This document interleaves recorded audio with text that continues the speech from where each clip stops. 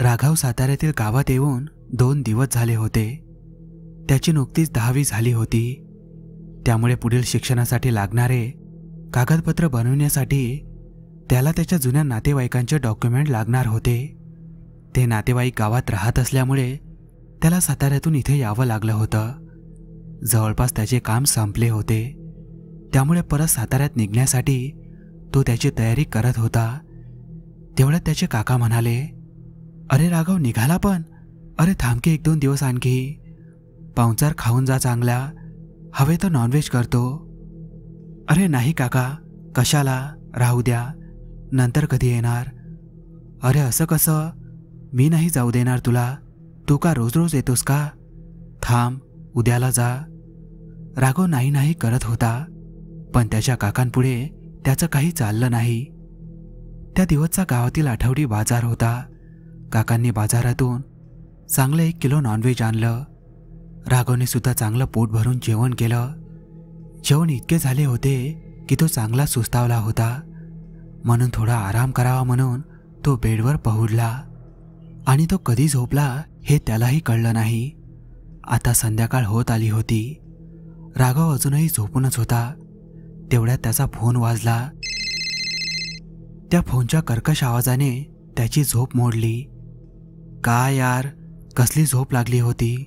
कोणाला आठवण आली आता माझी?"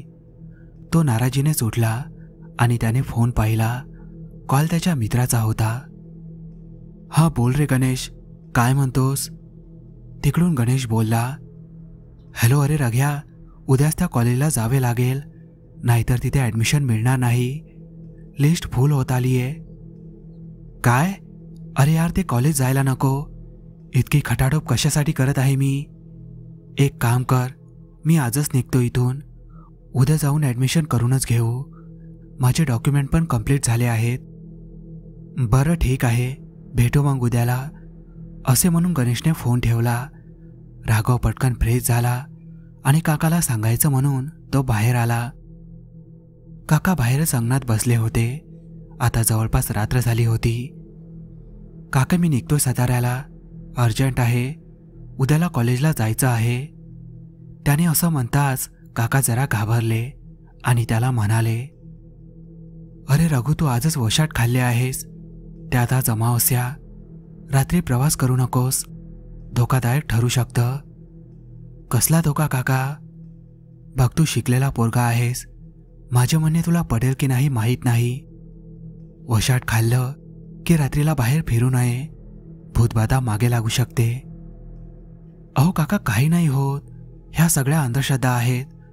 खाण्याचा आणि भूतबाधेचा काय संबंध? आणि तसंही मला जाणे खूप अर्जंट आहे." काकांची आणि त्याची बरीच वादावाद झाली. शेवटी काका म्हणाले, "ठीक आहे रघु, तू जा, पण काळजी घे स्वतःची." रघुने आपली बॅग खांद्याला अडकवली आणि तो निघाला. गावाच्या बाहेरच्या बस स्थानकावर तो उभा होता. पावसाळ्याचे दिवस होते. आभाळ काळवंडलेले. सतत पडणारा पाऊस आणि वारंवार येणारा विजांचा कडकडाट संपूर्ण वातावरण अधिकच भयानक बनवत होतं. स्थानकाच्या आजूबाजूला फक्त झाडे. रस्त्यांवर फारसे वाहन नाही.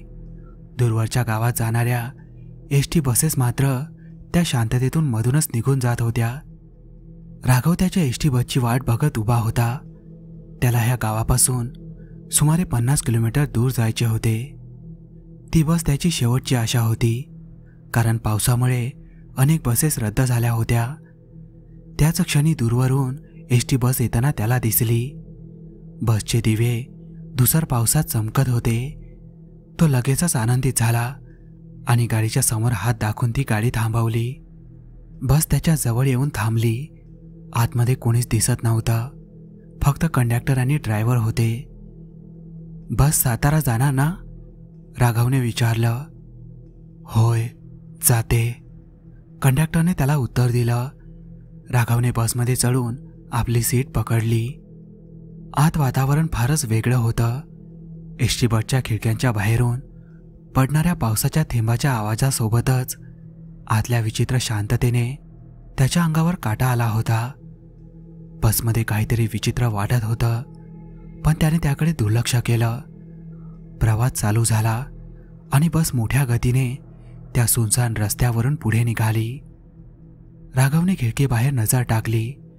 जंगली झाडे, मळलेले रस्ते आणि पावसाच्या धारेत हरवलेली जमीन पाहून त्याच्या मनात एक विचित्र शंकेची भावना उमटली. कंडक्टर त्याच्या जवळ आला आणि तिकीट काढण्यासाठी त्याच्याकडे पाहिलं. बोला तिकीट. कंडक्टर सीट वाजवत बोलला. राघवने पैसे दिले आणि तिकीट घेतले. मात्र त्याला कंडक्टरच्या चेहऱ्यात काहीतरी वेगळं जाणवलं. त्याचा चेहरा अत्यंत गंभीर आणि गूढ दिसत होता. असे वाटत होते की तो कित्येक दिवस झोपलाच नसावा. त्याची तिकीट होताच कंडक्टर त्याच्या मागच्या सीटवर गेला आणि तिथेही तो बोलला, बोला कुठले तिकीट देऊ. या गोष्टीवर मात्र रघु थोडा दचकला आणि तो स्वतःशीच म्हणाला, हा कंडक्टर थोडा येडा आहे का? पूर्ण बसमध्ये फक्त मी एकटा प्रवासी आहे. मग हा त्या रिकाम्या सीटकडे बघून कोणाशी बोलत आहे? परत तो कंडक्टर एका सीटकडे जाऊन तसाच विचारत होता. आणि जेव्हा तो परत समोरच्या दिशेने चालत आला तेव्हा न राहून राघव म्हणाला, अहो काका, पूर्ण एसटी बसमध्ये फक्त मी एकटाच आहे. मग तुम्ही तिकीट कोणाची काढत आहात? तो कंडक्टर हसला आणि म्हणाला, मी त्यांचीच तिकीट काढत आहे जे तुझ्या सामान्य डोळ्यांना दिसत नाही आहे. म्हणजे? रघु आश्चर्याने म्हणाला, या गाडीतील एकही सीट रिकामी नाही. सगळ्या सीटवर कोणी ना कोणी बसले आहे. यावर रघु हसला. काय काका, कशाला गंमत करत आहात?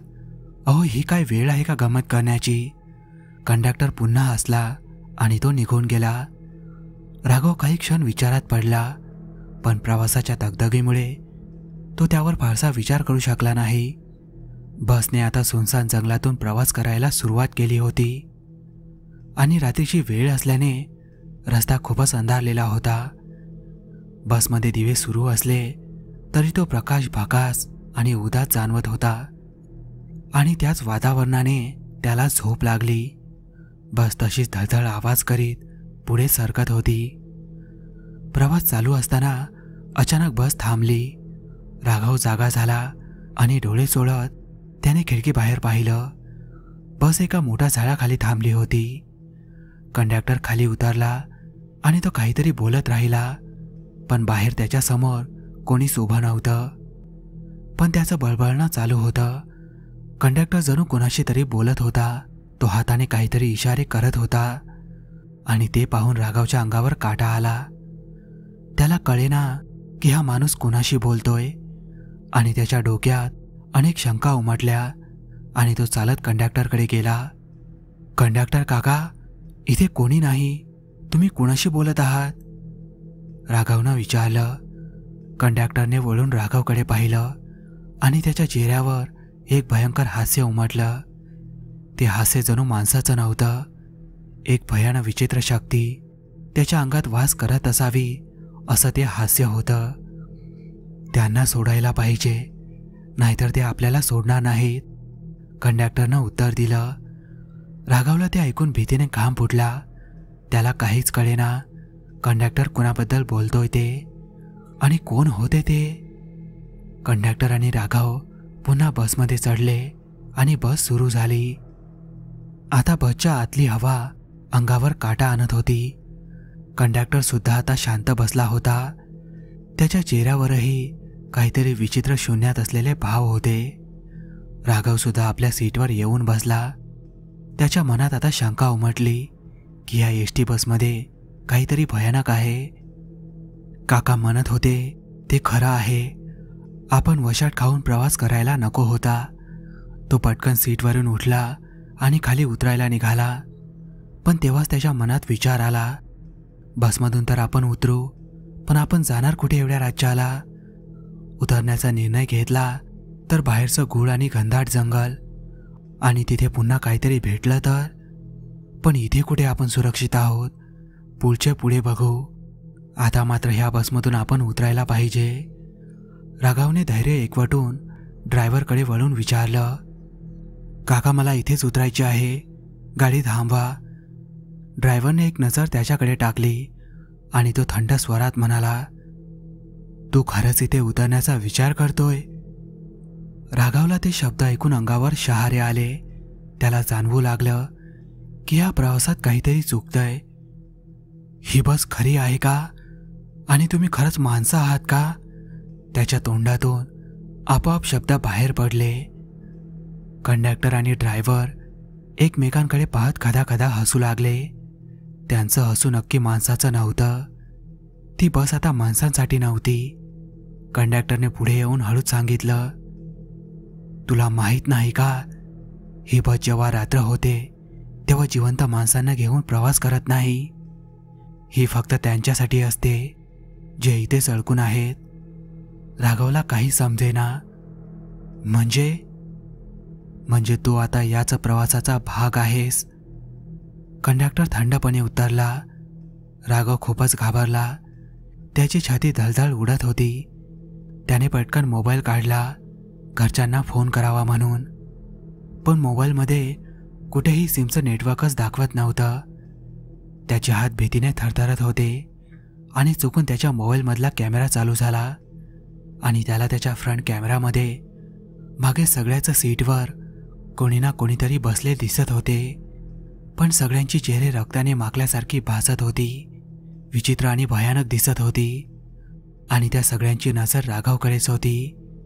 जेव्हा त्याने मागील कॅमेरा चालू केला तेव्हा तो कंडक्टर आणि ड्रायव्हर सुद्धा तसेच भयानक चेहऱ्याचे दिसत होते. राघव पळत बसचा दरवाजा उघडण्याचा प्रयत्न करू लागला, पण दरवाजे असे बंद झाले होते की जणू ते कधी उघडणारच नाही. ती बस वेगाने पुढे जाऊ लागली. कंडक्टर आणि ड्रायव्हर आता पूर्णपणे भयावह रूपात बदलले होते. त्यांचे चेहरे विद्रूप झाले होते. राघव जोरजोराने ओरडू लागला, पण त्याचा आवाज कोणालाच ऐकू आला नाही. बस एका अंधारातून निघून गेली आणि ती त्या रात्रीच्या भयानक शांततेत हरवली. त्या एसटी बसचा आणि राघवचा पुढचा प्रवास कधीच कोणालाच समजला नाही. असे म्हणतात की पावसाच्या रात्री त्या रस्त्यावर एक एसटी बस दिसते जी कोणत्याही बस स्थानकावर थांबत नाही, फक्त पळत असते. आणि जर का कोणी तिला हात दाखवला तरच ती थांबते. पण जर कोणी त्या बसमध्ये बसलं तर तो कधीच परत येत नाही. मित्रांनो, हा थरारक अनुभव तुम्हाला कसा वाटला कमेंटमध्ये सांगायला विसरू नका. भेटूया लवकरच अशाच एका थरारक अनुभवासोबत.